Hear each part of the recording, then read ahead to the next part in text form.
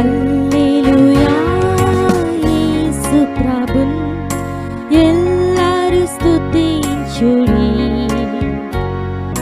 వల్లభుని చర్యలను తిలకించి స్తుతించుడి. చదువుదాం గట్టిగా, నేనే చదువుతాను, వినండి.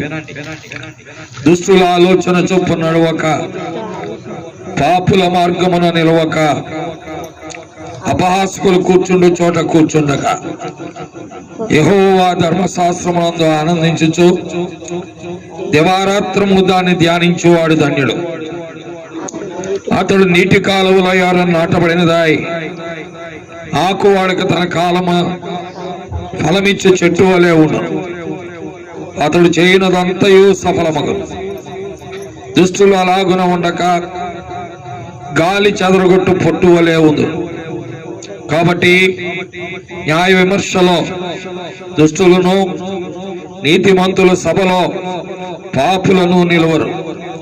నీతిమంతుల మార్గము యెహోవాకు తెలియను, దుష్టుల మార్గము నాశనమునకు నడుపును. దేవుడి లేఖన భాగములను దీవించి ఆశీర్వదించును గాక.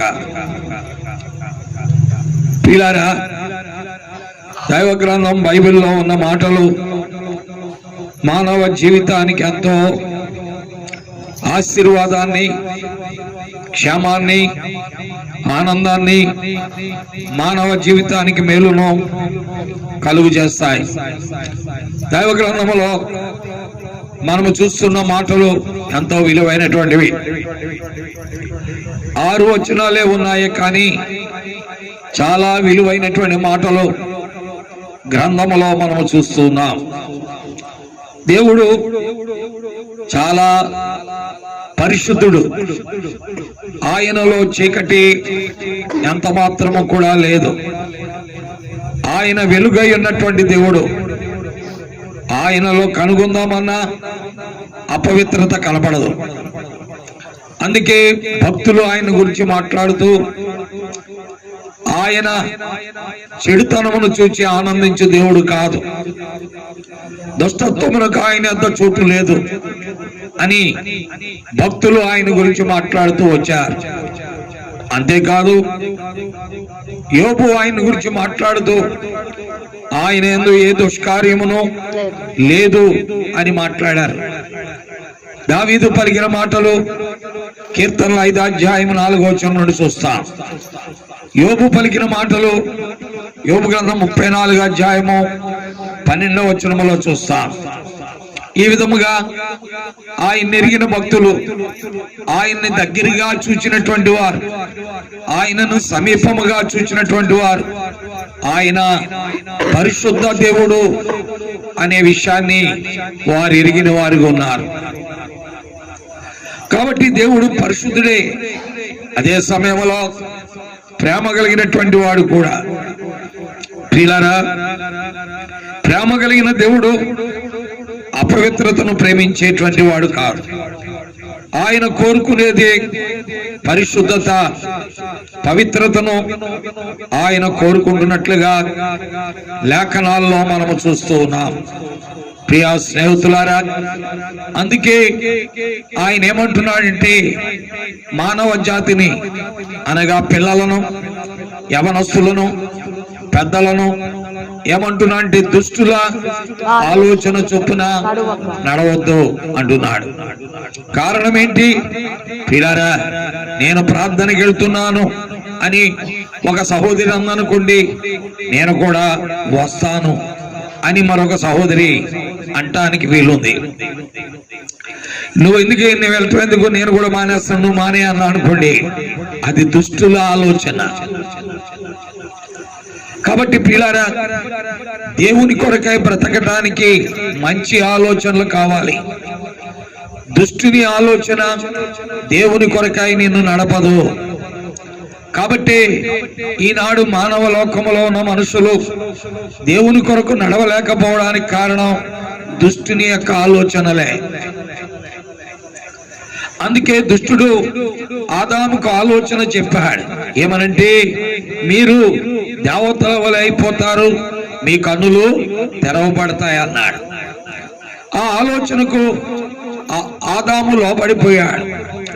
తద్వారా అతడు దేవుడికి సమీపంగా ఉండడానికి బదులు దేవునికి దూరమై భ్రష్టుడిగా మారినట్లుగా లేఖనాల్లో మనం చూస్తున్నాం. కాబట్టి పిల్లారా, దేవుడు ప్రేమామయుడు, అదే సమయంలో పరిశుద్ధతను కోరుకునేవాడు. కాబట్టి మనము దుష్టుల ఆలోచనకు లోబడ్డామనుకో, నీవు ఆత్మీయముగా భ్రష్టుడు అయిపోతావు, దైవత్వానికి దూరం అయిపోతావు, దేవునికి దూరంగా బ్రతుకుతావు, దేవునికి సమీపంగా ఉండలేవు. ఇంకా మాట్లాడాలంటే దేవుడే కఠినమైన నిర్ణయాలు చేసుకునే పరిస్థితి ఈనాడు మానవులకు ఏర్పడటానికి అవకాశం ఉన్నది. ప్రియ మానవ లోకంలో మనుషుల విషయమై దేవుడు కఠినమైన నిర్ణయాలు చేస్తాడు. ప్రియారా, అందుకనే దుష్టుల ఆలోచనకు నువ్వేం చేయకూడదు, లోబడకూడదు. అపహాసకులు కూర్చుండు చోట కూర్చోకూడదు. అంతేకాదు పాపుల మార్గమున నిలవకూడదు. అలాగైతే అలాగండి, మనం ప్రభువు నమ్ముకున్నాం, మిగతా వాళ్ళంతా నమ్ముకోలేదు కదా అని అంటావు. ప్రియా స్నేహితులారా, నిజమే, వారు నమ్మలేదు, నువ్వు నమ్మావు. అయితే నమ్మిన నీవు మాదిరిగా ఉన్నప్పుడు నమ్మనటువంటి వాడు నమ్మటానికి అవకాశము ఉన్నది. నమ్మిన నీలో మాదిరి లేనప్పుడు, నీలో భక్తిహీనత ఉన్నప్పుడు, నీలో అపవిత్రత ఉన్నప్పుడు వారు దేవుణ్ణి నమ్ముకున్నారే కానీ చాలా నకిలీగాళ్ళు అని నీ గురించి చెప్పబడినప్పుడు ఎదుటివాడు నమ్ముకోవడానికి అవకాశము లేదు. కాబట్టి దేవుని వాక్యం ఏంటున్నా ప్రియులారా, అందుకే నీవు పాపుల మార్గముల్లో అలాగున నువ్వు ప్రవర్తిస్తే దేవుని నామానికి ఏం కలగదు, మహిమ కలగదు. కాబట్టి దేవుడు పరిశుద్ధుడు కాబట్టి ఆయన ఏమంటున్నా అంటే ఇలాంటి మనకు వద్దు బాబు అని చెబుతున్నారు. కాబట్టి విశ్వాస యొక్క జీవితంలో, క్రైస్తత్వంలో దేవుణ్ణి ఎరిగిన వారిలో దేవుడు కోరుకునే విషయాలు ఇవే కదా. ఏం కోరుకుంటున్నాడు ఆయన? పొరపాటును కూడా దుష్టుల ఆలోచనకు వెళ్ళకు, పాపుల మార్గమున నిలవకు, అపహాసకులు కూర్చుండే చోట కూర్చోవద్దు. మరి ఏం చేయాలి? దేవుని వాక్యాన్ని ధ్యానించు. అప్పుడు దేవుడు చెప్తాడు. ఏమని చెప్తా అంటే, నీవు దేవుని వాక్యాన్ని చదువుతూ ఉంటే, చదువు రాకపోతే వింటూ ఉంటే, ఒకవేళ ఎవరైనా బోధ చేస్తున్నప్పుడు దాన్ని గ్రహిస్తూ ఉంటే, ఆ ప్రకారము నడుస్తూ ఉంటే నీకు ఆశీర్వాదం కలుగుతుంది. ఎందుకు అనంటే దేవుని వాక్యంలో మనం చూస్తున్నాం ప్రియులారా, దుష్టుల ఆలోచనేమో దేవుని యొద్దకు రాకుండా చేస్తుంది, అపహాసకులు చేసే పనులేమో దేవుని యొద్దకు రాకుండా చేస్తుంది, పాపుల మార్గమేమో దేవుణ్ణి వెంబడించకుండా చేస్తుంది. అయితే దుష్టత్వము నుండి, పాపము నుండి, అపహాస్యము నుండి బయటికి వచ్చిన వాడు ఏం చేస్తాడంటే దేవుని వాక్యములో మనం చూస్తున్నాం. ఏమని రాయబడి ఉంది? 122వ కీర్తన మొదటి వచనంలో, యెహోవా మందిరమునకు వెళ్ళుదుమని జనులు నాతో అనినప్పుడు నేను సంతోషించి తిని. అంటే వీళ్ళ ఆలోచన చూసారా? వీళ్ళకి ఏం చెప్పారంటే, అయ్యా మేము మందిరానికి వెళుతున్నాం, మందిరములో ఉండాలని కోరుకుంటున్నాం, మందిరములో ప్రార్థించాలని కోరుకుంటున్నాం, మందిరములో ఆరాధించాలని కోరుకుంటున్నాం, దేవుని మందిరం మాకు ప్రియమైనది అని చెప్తుంటే ఈయన ఏమంటున్నాడు? సంతోషిస్తున్నాడు. ఈయన ఏం చేస్తున్నాడు? సంతోషిస్తున్నాడు. ప్రియా స్నేహితులారా, అందుకే దేవుని ధర్మశాస్త్రమునందు నువ్వు ఆనందించాలి. వాక్యము నీతో చెప్పే సత్యాలు ప్రభువుని వెంబడించడానికి, వాక్యము నీతో చెప్పే సత్యాలు దేవునికి సమీపంగా రావడానికి, వాక్యము నీతో మాట్లాడే సత్యాలు దేవునికి దగ్గరగా ఉండడానికి, అంతేగాని మందిరం మానేయటానికి, మందిరానికి దూరం అయిపోవడానికి, దేవునికి దూరం అయిపోవడానికి దేవుని వాక్యం ఎప్పుడూ చెప్పదు. నీవు దేవునికి దూరం అయిపోతున్నావు అంటే దుష్టుల ఆలోచనలోకి పెడుతున్నావు. అపవాది నిన్ను పట్టేస్తున్నాడు, అపవాది నిన్ను వెనక్కి లాగేస్తున్నాడు, దేవుని ఎడల ఆసక్తి నుండి లాగేస్తున్నాడు, మందిరం ఎడల ఆసక్తి నుండి లాగేస్తున్నాడు, దేవుని కొరకు నడుచుటేందు అడుగులు వేయటేందు లాగేస్తున్నాడు. ఇది కారణం ఏంటి అంటే దుష్టుడికి నువ్వేమవుతున్నావు, లోబడుతున్నావు. వాడు అలాంటి ప్రక్రియలు చేసి ఈనాడు మానవ జాతిని, విశ్వాసులు సాధ్యమైతే ఏర్పరచబడిన వారిని సైతం వాడు ఏం చేస్తున్నాడు, మోసగిస్తున్నాడు. నువ్వేమనుకుంటున్నావు అంటే క్రీస్తు నన్ను పిలిచాడు అనుకుంటున్నావు, క్రీస్తు నన్ను రక్షించాడు అనుకుంటున్నావు, క్రీస్తు నన్ను తన రక్తములో కడిగి పవిత్రపరిచాడు అనుకుంటున్నావు. కానీ దుష్టుడు నిన్ను వెనక్కి లాగేస్తున్నాడనే విషయం నీకు తెలియట్లా. వాడు వలలో నువ్వు ఉన్నావనే విషయం కూడా నీకు అర్థం కావట్లా. వాడు నిన్ను పరిపరి విధములుగా ఈడ్చుకు వెళుతున్నాడనే విషయం కూడా నీకు అర్థం కావట్లా. ఇప్పటికే అలాంటి దుర్గతి అనేక మందిలో ఏర్పడిపోయింది. అందుకనే వాక్యములో చెప్తున్నాడు, దేవుని ధర్మశాస్త్రమునందు ఆనందించుచు పిల్లలు. ఈ రోజున వారు దేవుని మందిరానికి వెళ్తున్నాను అంటే ఆయన ఆనందిస్తున్నాడట. నేను దేవుని కొరకే ఈ పని చేస్తున్నానంటే ఆనందిస్తున్నాడు, నేను దేవుని కొరకే ఈ పని చేస్తున్నానంటే ఆనందిస్తున్నాడు. ప్రియులారా, అంటే నిజ విశ్వాస యొక్క జీవితం దేవునికి సమీపంగా ఉంటుంది, దేవునికి దగ్గరగా ఉంటుంది, దేవుని మహిమార్థం ఉంటుంది. అతనిలో వేషధారణ ఉండదు, నటన ఉండదు. అతడు మానవ సమాజం కొరకు భక్తి చెయ్యడు, దేవుని మహిమ కొరకాయ భక్తి చేస్తాడు, దేవుని మహిమ కొరకాయ జీవిస్తాడు. లేక సమాజంలో ఆ సంఘములో రొట్టెందించేది నేనే, లేక ఆయా పనులు చేసేది నేనే, పాటలు పాడేది నేనే, దాని కొరకు వాడు పని చేయడు. వాడు దేవుని కొరకాయ బ్రతుకుతాడు. ప్రియమైన అమ్మా, నీ జీవితం అలాగుంటుందో లేదో చూసుకో. ఇంకా దుష్టుని చేతిలోనే ఉన్నావా? ఇంకా పాపిగానే నీ జీవితం గడుస్తుందా? ఇంకా నీ జీవితం అపహాస్యముతో కూడిన ఈ లోక సంబంధమైన బ్రతుకులోనే నువ్వు ఉన్నావా? అలాగైతే ప్రమాదం. దేవునికి నువ్వు దూరం అయిపోతున్నావు, దేవునితో నీకు సంబంధము తగ్గిపోతున్నది, దేవునికి నీకు మధ్య గోడలు ఏర్పడిపోతున్నాయి, దేవుని మార్గములో నీవు ఉండలేకపోతున్నావు. కాబట్టి ఆలోచన చేయవలసిన ఆవశ్యకత నీకు ఉన్నది ప్రియులారా. అందుకే అతను చెప్తున్నాడు, మొదటిది దేవుడికి ఇష్టము లేనిది, రెండవది దేవుడికి ఇష్టమైనది. దేవుడికి ఇష్టము లేనిది ఏంటి? అది కాబట్టి అనగా దేవునికి విరోధముగా నడుచుట, దేవునికి విరోధముగా వెళ్ళుట, దేవునికి విరోధముగా కూర్చుండుట, దేవునికి విరోధముగా నిలవబడుట దేవుడికి ఇష్టము లేదు. ఒకవేళ నీ జీవితంలో దేవునికి విరోధముగా వెళుతున్నావా, నిలుస్తున్నావా, నడుస్తున్నావా, అలాగైతే నీకు నీవే నష్టమును కలుగు చేసుకుంటున్నావు. ఎందుకు అనంటే ఏ వ్యక్తి కూడా గాలికి విరోధముగా వెళితే వాడు జీవించగలడా? చనిపోతాడు. కరోనాలో అనేక మంది చనిపోవడానికి కారణం ఏంటి చెప్పండి? ఊపిరి అందకే.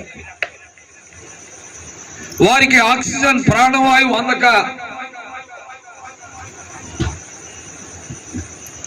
చాలా మంది ఈ లోకాన్ని విడిచిపెట్టారు. ప్రియులారా, దేవునికి విరోధముగా మనం వెళ్ళుడు ద్వారా నీకు నష్టమే కష్టమే గాని నీకు మేలు మాత్రము ఉండదు. గుర్తుపెట్టు. దేవుని వాక్యములో మనం చూస్తున్నాం. అందుకనే దేవుని యందు ఆనందించాలి. అందుకే యెహోవా ధర్మశాస్త్రమునందు ఆనందించుచు దివారాత్రము దాన్ని ధ్యానించువాడు ధన్యుడు. చాలా మంది జీవితాల్లో దేవుని ధర్మశాస్త్రమునందు ఆనందిస్తూ ఉంటారు. ఎప్పుడంటే వారికి అనుకూలంగా దేవుని వాక్యం వస్తే, వారికి అననుకూలంగా దేవుని వాక్యం వచ్చింది అనుకోండి, అది నాకు ఇష్టం లేదు అంటాడు. దేవుడు అనుకూలంగా చెప్పినా అననుకూలంగా చెప్పినా నీ మేలు కొరకే. అర్థమైందండి? ఎందుకనగా దేవుని వాక్యములో మనం చూస్తుంటాం కొన్ని పర్యాయములు దేవుడు ఏం చేస్తూ ఉంటా అంటే వద్దంటాడు, కొన్నిసార్లు దేవుడు ఏమంటా అంటే అవునంటాడు. వద్దన్నప్పుడు నీకు మేలే, అవునన్నప్పుడు కూడా మేలే. ఎప్పుడు ఇది నువ్వు అనుభవించగలవు? దేవుని యొక్క వాక్యమునందు నువ్వు ఆనందించినప్పుడే, దేవుని మాట యందు నువ్వు ఆనందించినప్పుడే, దేవుని మాటలు నీకు ఆనందంగా ఉన్నప్పుడే. అందుకే దైవజనుడైన ఇర్మియా అంటూ ఉంటాడు, ఇర్మియా గ్రంథం 15వ అధ్యాయం 16వ వచనములో మనం చూస్తుంటే, నీ మాటలు నాకు దొరకగా నేను వాటిని భుజించి తిని అవి నాకు హృదయమునకు ఆనందమును సంతోషమును ఇచ్చాయి. ఇర్మియా గ్రంథం 15వ అధ్యాయం 16వ వచనంలో మనం చదువుతున్నాం, నీ మాటలు నాకు దొరకగా నేను వాటిని భుజించి తిని సైన్యములకు అధిపతియగు యెహోవా. నీ మాటలు నాకు దొరకగా నేను వాటిని భుజించదంటే నీకు అనుకూలంగా ఉన్న వాగ్దానాలు వస్తే కాదు, నీకు అననుకూలంగా ఉన్న వాగ్దానాలు వచ్చినా వాటిని నువ్వేం చేయాలి? భుజించాలి. అన్నీ నీకు ఉపకారం చేయటాకే రావు. దాన్ని ఏమంటారంటే స్వకీయమైన దురాశలకు అనుకూలమైన బోధలు అంటారు. వారి స్వకీయమైన దురాశలకు అనుకూలమైన సంగతులు వచ్చాయని కూడా ఆనందంగా ఉంటారు. వారి స్వకీయమైన దురాశలకు అనుకూలంగా రాలేదనుకోండి, వారు ఏం చేస్తారు? విసిగిపోతారు. అయితే లేఖనాల్లో మనం చూస్తున్నాం దైవజనుడైన ఇర్మియా జీవితంలో, అతని జీవితంలో అనుకూలమైన వచ్చాయి, అననుకూలమైనవి కూడా వచ్చాయి. అయితే వాటి అందు ఏం చేశాడు? ఆనందించాడు. అందుకే నీ మాటలు నాకు దొరకగా నేను వాటిని భుజించి తిని, నీ మాటలు నాకు సంతోషమును నా హృదయం నాకు ఆనందమును కలుగజేశాయి. గమనించండి. అందుకే 20వ అధ్యాయంలో చూస్తే ఆయన మాటలు అతనికి ఏం చేశాయంటే జీవితంలో మంట పుట్టించాయి, అతనికి కష్టాన్ని కలిగించాయి, బాధ కలిగించాయి. అయినా నీ ప్రేరేపణకు నేనేం చేస్తాను? లోబడతానని ఇర్మియా గ్రంథం 20వ అధ్యాయంలో మాట్లాడుతూ వచ్చాడు. కాబట్టి దేవుని వాక్యం వింటున్న ప్రియులారా, దేవుని యొక్క వాక్యము మనకు దొరకగా దాన్ని మనము ఆనందించాలి. ఇర్మియా గ్రంథం 20వ అధ్యాయంలో మీరు చూస్తుంటే, యెహోవా నీవు నన్ను ప్రేరేపింపగా నీ ప్రేరేపణకు లోబడితిని, నీవు బలవంతము చేసి నన్ను గెలిచితివి, నేను దినమెల్లా నవ్వుల పాలైతిని. చూసారా? అంటే ఆయన మాటలకు లోబడితే నవ్వులు పాలయ్యాడు. ఆయన మాటలకు లోబడితే నవ్వులు పాలయ్యాడండి. ఆయన మాటలకు లోబడితే ఏమొచ్చింది? శిక్ష వచ్చింది అన్నాడు మరొక ఆయన. ఎవరైనా? ఆశ. ఆయన ఏమనంటే దినమంతయు నీ మాటలకు లోబడితే నాకు శిక్ష వచ్చింది, ప్రతి ఉదయమున బాధ కలిగింది అన్నాడు 73వ కీర్తన 14వ వచనములో. పిల్లలు కొన్ని పర్యాయములు ఆయన మాటలు మనకు బాధ కలిగించేసేవిగా ఉంటాయి, శిక్ష కలుగు చేసేవిగా ఉంటాయి. అయితే లోబడినప్పుడు ఆనందాన్ని ఇస్తాయి. లేఖనాల్లో మనం చూస్తున్నాం, దినమంతయు నాకు బాధ కలుగుచున్న, ప్రతి ఉదయమున నాకు శిక్ష వచ్చుచున్న. ఎందుకు? కారణం ఏంటి? దేవుని యొక్క మాటలు కొన్నిసార్లు నీకు అనుకూలంగా ఉండొచ్చు, అననుకూలంగా ఉండొచ్చు. అయితే అనుకూలంగా ఉన్నా అననుకూలంగా ఉన్నా అవి నీ హృదయానికి ఏం కలుగు చేస్తాయి? ఆనందం. అదే ఇర్మియా అంటున్నాడు. ఇర్మియా 15:16లో మనం చదువుతుంటే, నీ మాటలు నాకు దొరకగా నేను వాటిని భుజించి తిని అవి నా హృదయమునకు సంతోషమును ఆనందమును కలుగు చేస్తున్నాయి. ప్రియా స్నేహితులారా, దేవుని వాక్యం వింటున్న బిడ్డలారా, దేవుని మాటలంట మానవునికి సంతోషాన్ని ఆనందాన్ని కలుగు చేస్తాయి. అవి అనుకూలమైనవి కానీ అననుకూలమైనవి కానీ. చాలా పర్యాయాలు 31వ తారీఖు రాత్రి వాగ్దానాలు తీసుకునేటప్పుడు నీకు మరి పిండి పిసుకు తొట్టి మరి గంప నీకు రాలేదు, అప్పుడు నువ్వు బాధపడిపోతావు, నువ్వు ఫీల్ అవుతావు, అరే ఇది నాకు రాలేదేంటి అని. ఎవరికైనా పక్కడికి వచ్చింది అనుకో, నీకు బ్రహ్మాండమైన వచ్చేసింది, నాకు రాలేదనుకుంటా. పిల్లరా, నా జీవితంలో నాకు కూడా వచ్చాయి. నాకు అనిపించింది ఏమనంటే పరిశుద్ధాత్మ నీకు సమస్తం బోధించి జ్ఞాపకం చేయనని వచ్చింది 31వ తారీఖు.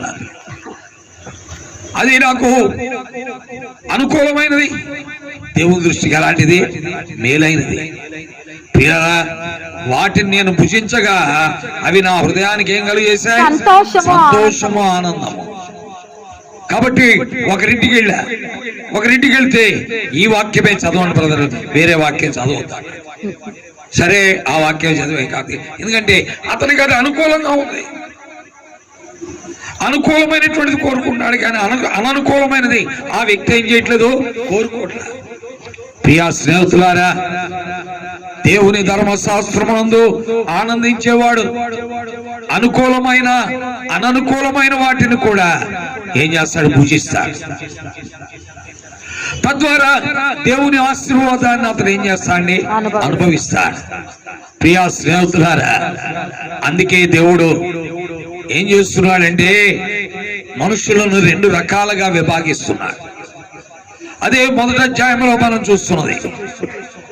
ఒకరు నీతిమంతులు, రెండవరు పాపులు, దుష్టులు. పాపులు లేదా దుష్టులు. ఎందుకు 2 విధాలుగా విభాగించాడు వారిని అంటే, ఒకరు నీతిమంతులు అవడానికి కారణం అనుకూల అననుకూల పరిస్థితుల్లో ప్రభువే వారికి ప్రాముఖ్యం.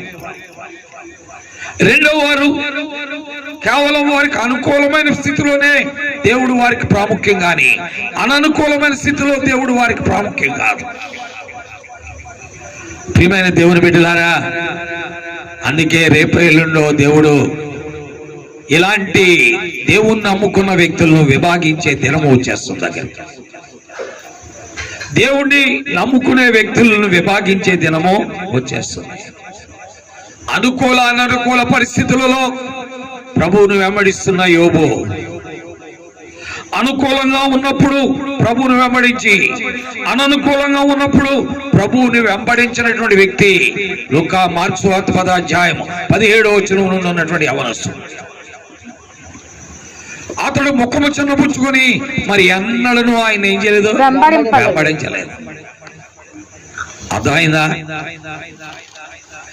అతడు ముఖము చిన్నపుచ్చుకొని మరి ఎన్నడను ఆయన వెంబడించలేదు. ఆ యవనస్తుడు వాక్యములో మనం చూస్తున్నాం. అతడు మిగిలిన ఆస్తి గలవాడు. యోబు అయితే అనుకూల అననుకూల పరిస్థితుల్లో ప్రభువుని ఏం చేస్తున్నాడు? వెంబడిస్తున్నాడు. దేవుడు తనకి సర్వ సమృద్ధి ఇచ్చినా ఆనందించాడు, సమృద్ధి లేకపోయినా ఆనందించాడు. నా ప్రభువు నాకు సమస్తము అని చెప్పాడు. ఎవరండి? యోబు. దేవుని వాక్యం ఏంటున్న ప్రియులారా, ప్రభువుని వెంబడించే ఏ వ్యక్తి అయినా సరే అనుకూల అననుకూల పరిస్థితుల్లోనే ప్రభువుని వెంబడించాలి. గుర్తుపెట్టుకోండి. ఏదో ఒకటి మందిరము ద్వారా లబ్ధి కలిగితే ఒక రకంగా వెంబడించి, లబ్ధి కలగకపోతే మందిరాలు మానేస్తే ఉపయోగం ఏముంది? అర్థమైందా? చాలా మంది జీవితాల్లో ఏదైనా లబ్ధి కలుగుతుంటే గుడికి వస్తారు, లబ్ధి కలగకపోతే గుడికి. ఇది నిజ విశ్వాసము కానే కాదు. ఇది నిజ విశ్వాసం కానే కాదు. ప్రియా స్నేహితులారా, ప్రభువుని వెంబడించడానికి సిద్ధపడదాం. కాబట్టి దేవుని వాక్యములో ఇలాంటి విశ్వాసము కలిగినటువంటి వ్యక్తుల్ని దేవుడు విభాగిస్తున్నాడు. వారిని ఏమంటున్నా అంటే, మనం అనుకుంటాం యేసు ప్రభువుని నమ్ముకున్న వాళ్ళు దుష్టులు, పాపులు అనుకుంటాం. యేసు ప్రభువుని నమ్ముకున్న వాళ్ళు నీతిమంతులు అని అనుకుంటాం. కానే కాదు. యేసు ప్రభువుని నమ్ముకున్న వారిలోనే 2 భాగాలు ఉంటాయి. వారే బుద్ధి లేని కన్యకలు, బుద్ధి గల కన్యకలు. వారిద్దరూ కూడా యేసు ప్రభువుని నమ్ముకున్న వారే. లేకపోతే పెళ్లి కుమారుని ఎదుర్కోవడానికి ఎందుకు వెళ్తారు? వారు పెళ్లి కుమారుని ఎదుర్కోవడానికి వెళ్ళకుండా సుబ్బాయమ్మని ఎదుర్కోవడానికి వెళ్తారు కదా. సుబ్బాయమ్మను గాని, సులోచనమ్మను గాని, సంకాలమ్మను గాని ఎదుర్కోవటానికి వెళ్తారు కదా. కానీ వారు ప్రభువుని ఎదుర్కోవటానికి వెళ్ళారు. అర్థమైందా? చాలా సార్లు మనం అనుకుంటాం పాపులు అంటే యేసు ప్రభువుని నమ్మనోళ్ళు, నీతిమంతులు అంటే యేసు ప్రభువుని నమ్ముకున్న వాళ్ళు అనుకుంటున్నాను. ప్రియారా, వాక్యం వేరుగా కనబడుతుందా? వాస్తవంగా కనబడుతుందా? ఆలోచించుకోవాలి మనం. దేవుని వాక్యము స్పష్టంగా మాట్లాడుతుంది. దేవుడు విభాగించేవాడు. ఆయన చరిత్రనే 2 భాగాలుగా విభాగించాడు. ఎలాగా? క్రీస్తు శకము, క్రీస్తు పూర్వము. అందుకే క్రీస్తు పుట్టినప్పటి నుండి క్రీస్తు శకము, క్రీస్తుకు ముందంతా క్రీస్తుకు పూర్వము, అనగా ప్రపంచ చరిత్ర 2 భాగాలుగా విభాగించిన వాడు ఎవరండి? యేసుక్రీస్తు ప్రభు.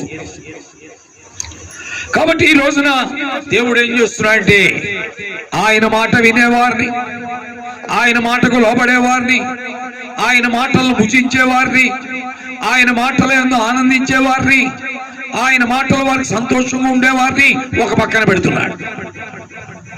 ఆయన మాట అంటే సంతోషం లేదు, ఆయనకు దగ్గరగా ఉండట్లేదు, ఆయనను వెంబడించట్లేదు, ఆయనకు సమీపంగా రావట్లేదు, ఆయనకి దగ్గరగా ఉండట్లేదు. పిల్లరా, పేరుకు దేవుణ్ణి నమ్ముకుని ఏదో ఒక గుడికి వెళ్తున్నాడు. మా పాస్టర్ గారు ఇదని చెప్తున్నాడు, మా పాస్టర్ గారు ఈయనని చెప్తున్నాడు. అలాగునా ఆ పాస్టర్ ఆయన కూడా అలాగే ఉంటున్నాడు. ఎందుకంటే తండ్రిని బట్టే బిడ్డలు ఉంటారు. తండ్రి ఆత్మీయంగా ఉంటే బిడ్డలు కూడా ఆత్మీయంగా ఉంటారు. తండ్రి లోకానుసారంగా ఉంటే బిడ్డలు కూడా లోకానుసారం ఉంటారు. తండ్రి శరీరానుసారంగా ఉంటే బిడ్డలు కూడా ఎలా ఉంటారండి? శరీరానుసారంగా ఉంటారు. ప్రియా స్నేహితులారా, కాబట్టి ఆలోచించుకోవాలి. అందుకే నడిపించేవాడు ఆత్మీయముగా ఉండాలి. వాడు ప్రకృతి సంబంధిగా, లోక సంబంధిగా, శరీరానుసారిగా ఉన్నాడు అనుకోండి, నడిపించబడేవారు కూడా అలాగే అయిపోతారు. నడిపించబడేవారు కూడా అలాగే అయిపోతారు.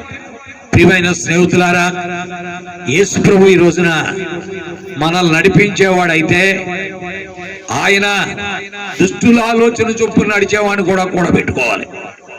పాపుల మార్గం నిలిచేవాడిని కూడా కూడబెట్టుకోవాలి. అపాసులు కూర్చుండి చోట కూర్చుండేవాడిని కూడా కూడబెట్టుకోవాలి.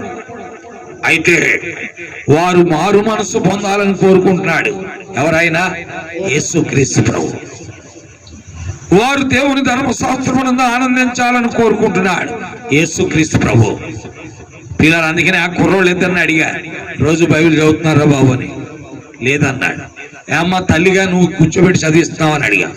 ఆమంటుంది నేను చేసుకుంటానండి వాళ్ళ దగ్గర, వాళ్ళు రానంటున్నారండి అని చెప్తుంది. నో, నువ్వు ఎందుకు అన్నావు మరి వాళ్ళని? వారిని మాట వినకపోతే వాడికి భోజనం ఎందుకు పెడుతున్నావు?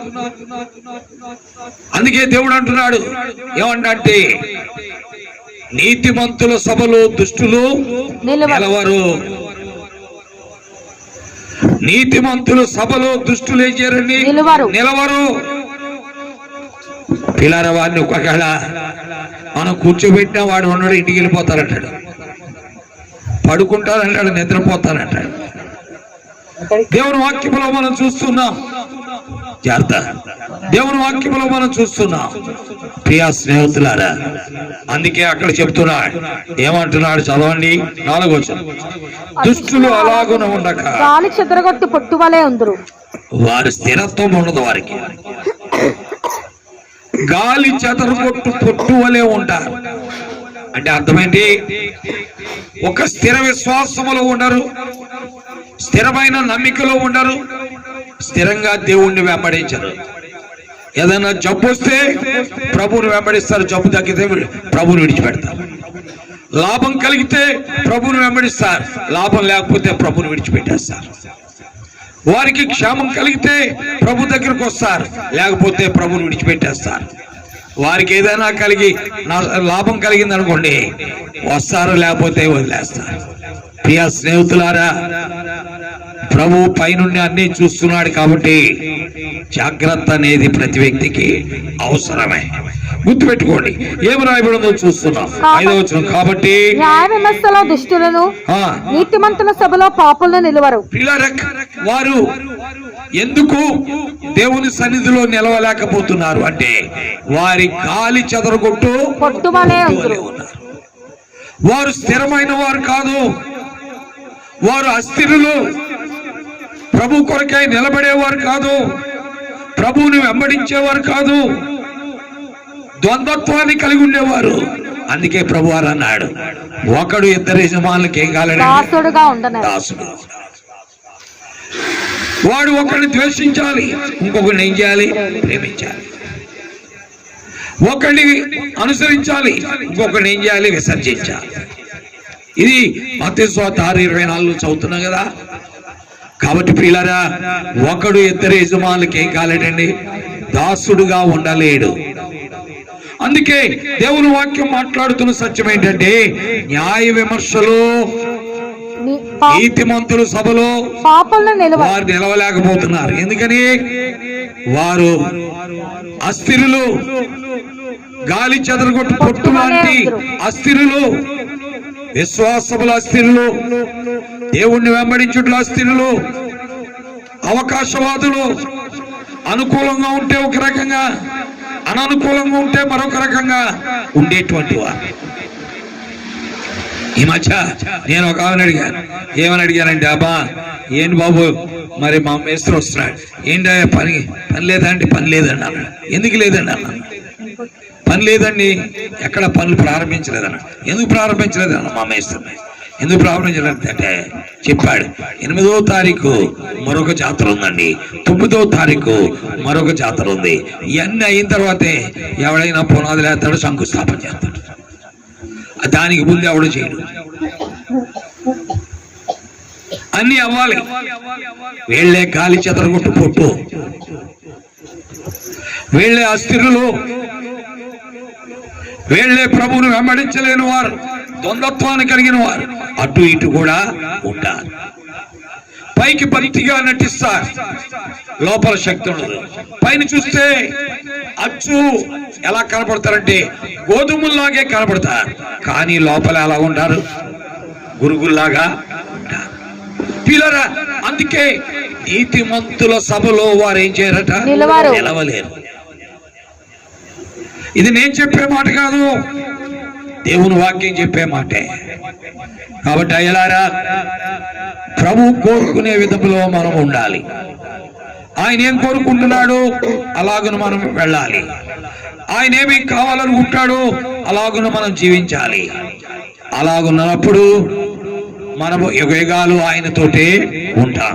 అందుకే ఏమంటున్నాడు చదవండి, న్యాయ విమర్శలు దుష్టులను, నీతిమంతుల సభలో పాపులను నిలవరు, నీతిమంతుల మార్గం ఆయనకి తెలియను, దుష్టుల మార్గం నాశనం. దేవుణ్ణి వెంబడించే వారెవరో ఆయనకి తెలియను. ఈనాడు సేవకుడికే తెలిసిపోతుంది దేవుణ్ణి వెంబడించేవాడు, సంఘానికి వచ్చేవాడు అలా అన్నాడు. నమ్మకస్తులు, దేవుడి కొరకై నిలబడేవారు. ఫలానోళ్ళు అవకాశవాదులు, అవసరమైతే ఇటు లేకపోతే అటు అని అక్కడ ఉండే సేవకుడే చెప్పేస్తుంటే, నడిపించేవాడే చెప్తుంటే దేవుడికి తెలియదా నీతిమంతుల మార్గము? నీతిమంతుల మార్గము దేవుడికి తెలియదా? దేవుడు తెలుసు ప్రియులారా. కాబట్టి దేవుని వాక్యం వింటున్న ప్రియులారా, ఎవరు ఎలాంటి వారు అనేది సంఘాన్ని నడిపించే సేవకుడికే, ఆ సంఘానికి వచ్చే విశ్వాసుల గురించి తెలిసిపోతుంటే, ప్రపంచంలో ఉన్న 750 కోట్ల జనాభాలో అన్ని సంఘాల్లో ఉన్న విశ్వాసులు ఎవరు ఎలాగున ప్రభువును వెంబడిస్తున్నారో, దేని కొరకు వెంబడిస్తున్నారో, ఎందుకొరకు వెంబడిస్తున్నారో, ఎలాగున ప్రభువును ప్రేమిస్తున్నారో, ఎలాగున ప్రభు కొరకు హత్తుకుంటున్నారో అది ప్రభువుకు తెలియదా? ఆయనకి అన్నీ కూడా తెలుసు. అందుకనే కొంతమందితో అన్నాడు, నేను నిన్ను ఎరుగుదును, కానీ నువ్వేం చేశావంటే దుష్టులతో కలిసా, అపవిత్రులతో కలిసా అని ప్రకటన గ్రంథం 2వ అధ్యాయం నుంచి ప్రకటన గ్రంథం 3వ అధ్యాయము దాదాపు 17వ వచనం దాకా చెప్పాడు. వారితో అన్నాడు, అయ్యా మేము ధనవంతులు చేసుకున్నాం, మేము బాగా ఉన్నాం, సుఖంగా ఉన్నాం, మేము ఎంతో బాగున్నాం. అంటే నువ్వు దరిద్రుడు అయ్యా, నువ్వు దిక్కుమాలినవాడు, దిగంబరుడు, గుడ్డోడు, దరిద్రుడు. కాబట్టి దౌర్భాగ్యుడు అని దేవుడు అతని మీద నేరం మోపవలసిన పరిస్థితి ఏర్పడిపోయింది. దీనికి కారణం, నీవు భూమి మీద ఉండగా నా ఆలోచన చొప్పున నువ్వేం చేయలేదు, నడవలేదు. నా ఆలోచన చొప్పున నువ్వు నిలవలేదు, నా ఆలోచన చొప్పున నువ్వు నడవలేదు, నా ఆలోచన చొప్పున నువ్వు కూర్చోలేదు. అందువల్ల నీ జీవితం నష్టపోయింది. అందుకే ఆ సంఘముతో, ఆ సంఘంలో ఉన్న విశ్వాసంతో ప్రభు ఏమన్నా అంటే, అయ్యా నువ్వు ధనవృద్ధి చేసుకోవాలి, నువ్వు ధనవంతుడు కావాలి, అందుకొరకు మరలా నా దగ్గర బంగారం నువ్వేం చేయాలి, కొనుక్కోవాలి. కాటుకు నువ్వేం చేయాలి, ఎందుకంటే నీ కన్నులు లోకం వైపు చూస్తున్నాయి, నీ హృదయము లోకం వైపు చూస్తుంది, పరలోకం వైపు చూడలేదు. బంగారం అంటే ఏంటండి, పరలోకం. బంగారం పరలోకం. కాబట్టి అందుకనే చిన్నపిల్లల వైపిఎస్ లో నల్లని రంగేమో పాపానికి గుర్తని చూపిస్తాం, తెల్లని రంగేమో పరిశుద్ధతకు గుర్తని చూపిస్తాం, బంగారం దేనికి, పరలోకానికి గుర్తని చూపిస్తాం.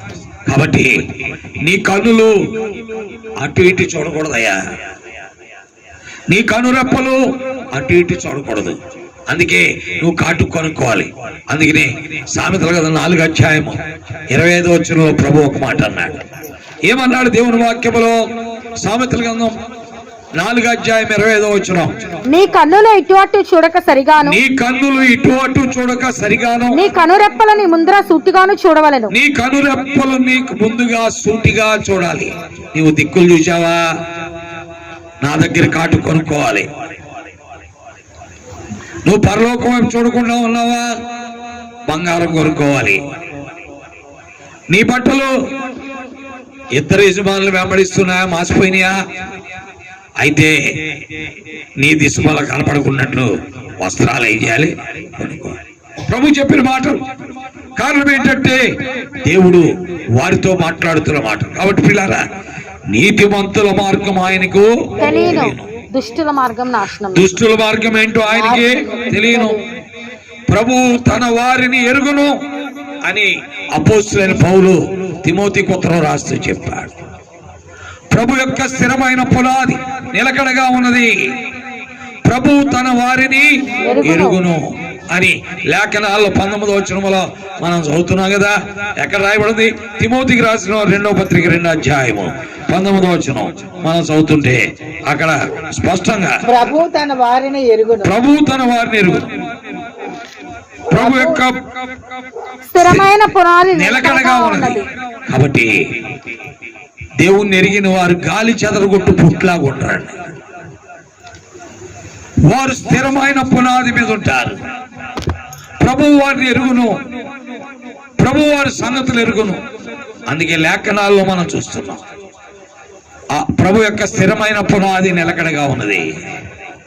ప్రభు తన వారిని ఎరుగును అని లేఖనాల్లో చూస్తున్నాం. కాబట్టి పిల్లరా, దుష్టుల మార్గం ఆయనకి తెలియను, నీతిమంతుల మార్గం కూడా ఆయన తెలియదు. అందుకొరకు మనము దేవుని కొరకై తీర్మానాలు మనమే చేసుకోవాలి. ఎవరికి వారే చేసుకోవాలి. ఎవరి తీర్మానాన్ని బట్టే వారి గమ్యం ఉంటుంది. ఎవరి తీర్మానాన్ని బట్టే వారి యొక్క గమ్యము నిర్ణయించబడుతుంది. దుష్టుల యొక్క తీర్మానాన్ని బట్టి, పాపుల యొక్క తీర్మానాన్ని బట్టి వారి గమ్యము నిర్ణయించబడింది. ఎందుకని? పాపులు దేవుడి కొరకై సరైన నిర్ణయాలు చేయలేదు. ఒకవేళ దేవుడి దగ్గరికి వచ్చిన సరైన నిర్ణయాలతో ప్రభువును వెంబడించలేదు, వారు విడిచిపెట్టబడిన స్థితి వారికి ఏర్పడిపోతుంది. ప్రభువుని వెంబడించలేని స్థితి వారికి ఏర్పడిపోతుంది. సరైన నిర్ణయాలు చేశారు వారు యుగయుగాలు ఎవరితో ఉంటారండి? ప్రభువుతో ఉంటారు. కాబట్టి దేవుని వాక్యం ఏంటున్నా, ప్రియ సహోదరి సహోదరుడా, పెద్దలారా, వృద్ధులారా, కుమారులారా, కుమార్తెలారా, యేసు క్రీస్తు ప్రభు త్వరలో రాబోతున్నాడు. ఆయన మధ్యాకాశంలోకి వస్తున్నాడు. ఆయన మనుషులను విభాగించబోతున్నాడు. నీ జీవితంలో దేవుణ్ణి వెంబడించిన కొరకాయ ఈనాడు నువ్వు తీర్మానము చేయకపోతే ప్రియారా, నీ పాపములో ఉండి నువ్వు చనిపోతావు. దేవుడు ఉండే స్థలానికి చేరలేవు. అక్కడ అగ్ని ఆరదు, పురుగు చావదు.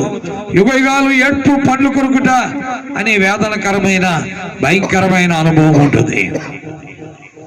ఒకవేళ దేవుని దగ్గరికి వచ్చావు, దేవుణ్ణి సరిగ్గా వెంబడించలేదు, దుష్టుల ఆలోచన చొప్పున నడిచావు, పాపుల మార్గము నిలిచావు, అపహాసకులు కూర్చుని చాడు కూర్చున్నావు, దేవుని ధర్మశాస్త్రం వాక్యాన్ని లక్ష్య పెట్టలేదు, విడిచిపెట్టబడతావు. అప్పుడుండే సమస్య అప్పుడు కూడా ఉన్నది, పాపులకు ఉండే సమస్య పాపులకు ఉన్నది, విడిచిపెట్టబడే వారికి ఉండే సమస్య అందుకే నీవు విడిచిపెట్టబడకూడదని నీ కన్నులకు కాటుగా నీ దిశములకు వస్త్రాలు అలాగే బంగారాన్ని ఏం చేయమంటున్నాడు, కొనుక్కోమంటున్నాడు. దేవుని వాక్యములో మనం చూస్తున్నా సత్యాలే కదా ఇవి, ఎంతో స్పష్టంగా రాయబడి ఉన్నాయి. చదవండి ఏమి రాయబడిందో దేవుని వాక్యములో. నీ కన్నులకు కాటుకును, నీ దిశవల సిగ్గు కనబడకున్నట్లు ధరించుకుంటకు తెల్లని వస్త్రములను, నీకు దృష్టి కలుగునట్లు నీ కన్నులకు కాటుకును. తెల్లని వస్త్రాలు ఇచ్చినోడికి మళ్ళీ తెల్లని వస్త్రాలు ఎందుకండి?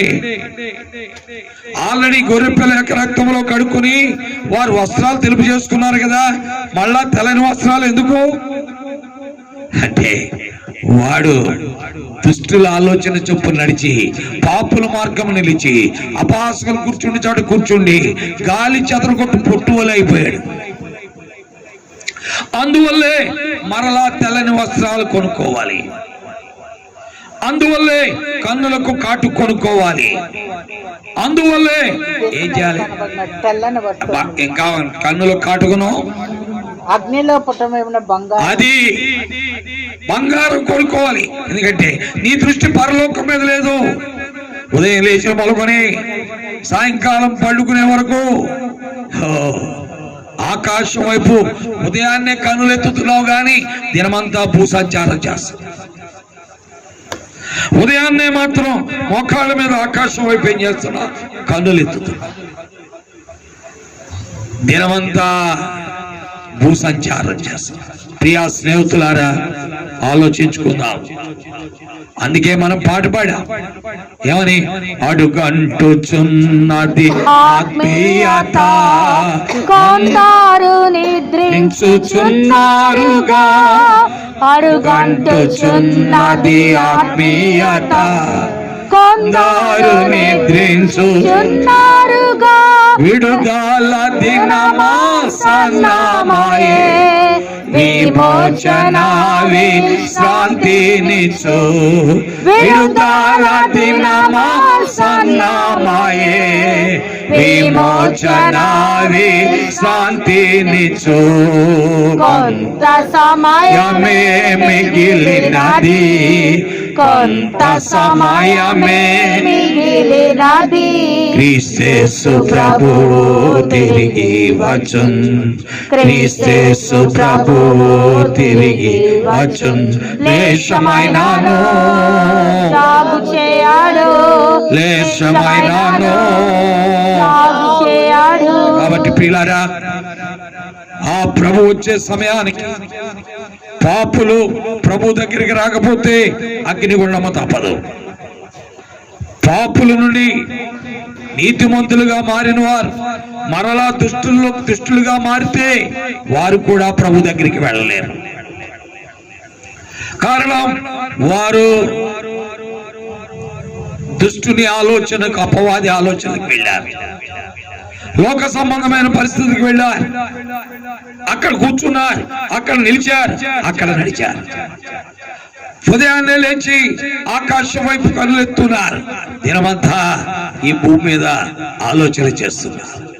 దేవుని వాక్యాన్ని పక్కన పెట్టారు, దైవత్వం వారికి లేదు. కాబట్టి పిల్లరా, ఆలోచించుకుందాం.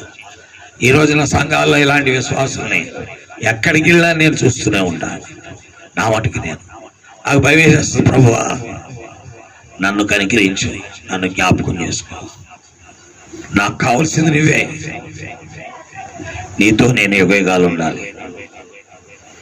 నాకు ఏమైనా ఈ భూమి మీద ఇచ్చింది అది తాత్కాలికం, అది నేను ఇక్కడ ఉట్టు కట్టుకొని ఉండలేను. నాకు ముఖ్యము నీవే, కాబట్టి నాకు సహాయం చేయి. ప్రియ దేవుని బిడ్డలారా, నిర్ణయాలు మనవే, తీర్మానాలు మనవే. ప్రభుని వెంబడించుట కొరకాయి, ప్రభు కొరకాయి నిర్ణయాలు చేద్దాం. ప్రభు ప్రేమామయుడు. మనము ఎలా పడితే అలాగ మన జీవితాలు గడపాలని ఆయన కోరుకోడు. ఎందుకనగా ఒక తండ్రి తన బిడ్డ ఒక దరిద్రుడిగా, ఒక త్రాగుబోతుగా, ఒక తిరుగుబోతుగా, ఒక ఎందుకు పనికిరాని పనికి మాలిన వాడిగా ఉండటం ఇష్టపడతాడా? ఇష్టపడాడు. రత్నకుమారి ఉంది, ఆమె బిడ్డలు ఇద్దరు వాళ్ళు కూడా త్రాగుబోతులు అవ్వాలి, తిరుగుబోతులు అవ్వాలి, జోదుగాళ్ళు అవ్వాలి, పనికి మాలిన అవ్వాలని కోరుకుంటుందా? నో. ఈవెన్ గంజి దొంగ కూడా వాడి కొడుకు అలాగా ఉండాలని కోరుకోడు. అలాంటప్పుడు పరలోకపు తండ్రి, మానవ నిర్మాణకుడు, పాప విమోచకుడు, మన కొరకై సిలువకు ఎక్కిన వాడు, సిలువలో బలైన వాడు, రక్తము చిందించిన వాడు, శిక్ష అనుభవించిన వాడు, ప్రాణము దారిపోసి తిరిగి 3వ దినాన లేచిన వాడు మన గురించి ఎంత ఆలోచిస్తాడు పిల్లరా? మనం ఎలా ఉండాలని కోరుకుంటాడు పిల్లరా? మనం ఎలా నడవాలని కోరుకుంటాడు? మనం ఎలా ఉండాలని కోరుకుంటాడు? ఆలోచించుకుందాం. నిర్ణయాలు మనవే, బలవంతము లేదు. ప్రభు తన వాక్యము మన గ్రహింపులోనికి తెచ్చి ఆయనను వెంబడించినట్లుగా పరిశుద్ధాత్మ దేవుడు చేరి వచ్చిన వారందరికీ, వాక్యం విన్న వారికి, ఈ వీధిలో నివసిస్తున్న వారికి, ఆయా మందిరాలకు వెళుతున్న వారికి, ఆయా సంఘాల్లో చేరుతున్న వారికి ఇప్పుడు ఎల్లప్పుడూ సదా సహాయం చేసి బలపరిచి ఆయన రాకడ కొరకై సిద్ధపరచును గాక. ఆమేన్. ప్రార్థిస్తాం. మీరు కూడా ప్రార్థన చేసుకోండి, కళ్ళు మూసుకోండి, ప్రభు వైపు చూడండి. ప్రియ స్నేహితులారా, అయ్యలారా, పెద్దలారా, తండ్రులారా, యేసుక్రీస్తు మత స్థాపకుడు కాదు. యేసుక్రీస్తు నిజమైన దేవుడు, నిత్య జీవము. యేసుక్రీస్తు ద్వారానే నీవు ఈ లోకాన్ని విడిచిపెట్టాక నిత్యమైనటువంటి మోక్ష రాజ్యానికి చోటు ఉంటుంది. ఆ క్రీస్తు లేకపోతే నీ జీవితానికి అర్థము లేదు. మనం ఏ మతమో, ఏ కులమో, ఏ భాష మాట్లాడుతున్నామో, ఏ జాతో దేవుడు దాన్ని చూడట్లా. దేవుడు నీవు చనిపోతే నీలో ఉన్న ఆత్మ దేవునితో యుగయుగాలు ఉండాలి, దేవునితో ఉండాలని కోరుతున్నాడు. అందుకొరకే ఆయన మనల్ని కోరుకుంటున్నాడు. ఈ రోజున ఆయన దగ్గరకు వచ్చిన మనం, బాప్తిసాలు తీసుకున్న మనం, సంఘాల్లో చేరిన మనం సరిగ్గా లేకపోతే మరలా దేవుడు చెప్తున్నాడు, అయ్యా కాటు కొనుక్కో, బంగారం కొనుక్కో, వస్త్రాలు తీసుకో అంటున్నాడు. మనం నష్టపోకూడదని, యుగయుగాలు ఆయనతో ఉండాలని, ఆయనతో నివసించాలని ఆయన అపేక్షిస్తున్నారు. కాబట్టి చిన్న ప్రార్థన చేసుకో, ప్రభు వైపు చూడు, అనాలోచనగా ఉండకు. ప్రభు అందరినీ ప్రేమించేవాడు. ఆయన మనలో ఎవరికి దూరంగా ఉండేవాడు కాదు.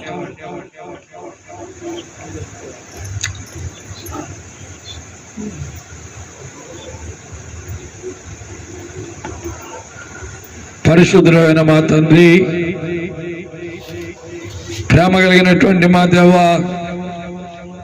ఈ ఘనమైన, ఉన్నతమైన, శ్రేష్టమైన దివ్య నామం కొరకాయ్ వందనాలు చెల్లిస్తున్నాం. ఈ సాయంకాల గడియలో ప్రభువా నీ సాన్నిధ్యంలో గడపడానికి మీరు ఇచ్చిన తరుణాన్ని బట్టి మీకు స్తోత్రాలు. నీ వద్దకు వచ్చినప్పుడు కాలక్షేపం కొరకై 4 పాటలు పాడుకుని, ఈ యొక్క మ్యూజిక్ పెట్టుకుని ఆనందించడానికి మేము రావట్లా. ఆత్మలో నీ వాక్యం మా గురించి ఏం చెప్తుందో గ్రహించి దాన్ని వెంబడించడానికే మీ వద్దకు మేము వస్తున్నాం. మా ఆత్మలో మేల్కొల్పబడాలి, మాలో ఉన్న మస్టు తొలగించబడాలి, మేము నీతిమంతులుగా తీర్చబడాలి, నిన్ను వెంబడించాలని, నీ కొరకై నిలవాలని, నడవాలని, కూర్చోవాలని కోరుతున్నారు. అయితే ఈనాడు నిన్ను నమ్మిన మేము కూడా నీలో నిలవలేకపోతున్నాం, నీలో కూర్చోలేకపోతున్నాం, నీలో నడవలేకపోతున్నాం. తండ్రి శత్రువు ఆ విధముగా మోసగించే కాలములో మేము మోసగించబడే కాలములో ఉన్నాం. దీనికి కారణం నీ వాక్యమునందు ఆనందించకపోవడం, నీ వాక్యానికి లోబడకపోవడం, నీ వాక్యమునకు ప్రథమ స్థానము మా అంతర్యములో లేకపోవడం. కేవలం తండ్రి మా కన్నులు అటు ఇటు చూడటం, మా హృదయం అటు ఇటు చూడటం, మా జీవితములు భ్రష్టత్వములోకి రావటమే అని మేము ఎరుగుతున్నాం.